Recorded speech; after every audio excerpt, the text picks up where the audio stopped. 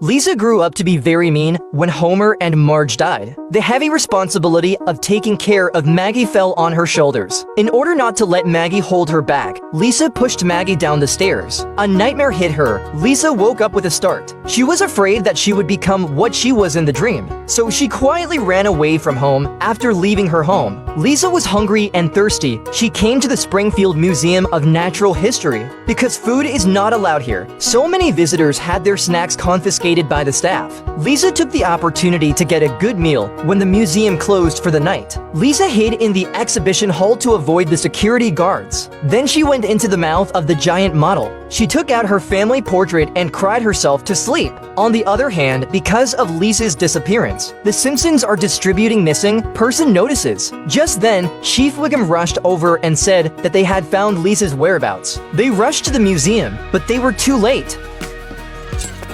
Lisa! Lisa! Maggie, who was nearby, regarded the control panel as a toy and slapped the swallowing button with one hand.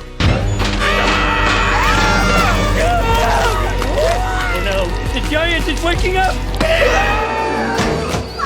As the weight in the model's stomach increased, the giant model collapsed in the museum after shaking. Maggie was left alone at the console. The crowd rushed to shout for Maggie to push the defecation button, but Maggie didn't understand. She activated the digestion function. The giant model immediately spewed gastric juices. Homer suddenly had an idea. He prepared to use the child's rebellious mind to solve the problem. At this point, Maggie didn't know what to do. At the time of the life or death crisis, Lisa was no longer hiding. She rushed to the side and admitted her mistake to her parents. At the critical moment, Lisa used her own clothes as a reminder. Maggie finally knew the right thing to do. Well, Marge, you can't say I never take you anywhere.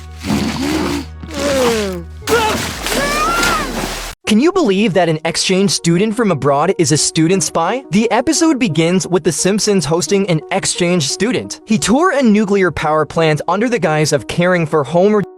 The next day, Homer convinces the security guards to bring the foreign exchange student into the plant. He took out his camera and took pictures. Homer was dumb enough to pose for him. When he got home, Eddie sneaked into the tree house. He sent the pictures he took during the day back to China. Turns out Eddie was an agent. When Homer left work, he brought back plans for a nuclear power plant. He said he wanted to give them to Eddie as a gift. Just when Homer was about to deliver the design drawings, a group of police suddenly appeared. They surrounded the place. Homer heard the police tell him why. Homer still thought the spy was just renamed Eddie. Adil? Oh, there you are. Get him. Eddie's exchange program was over, but he wasn't put in jail because the US offered a prisoner exchange, so Eddie was lucky enough to go home.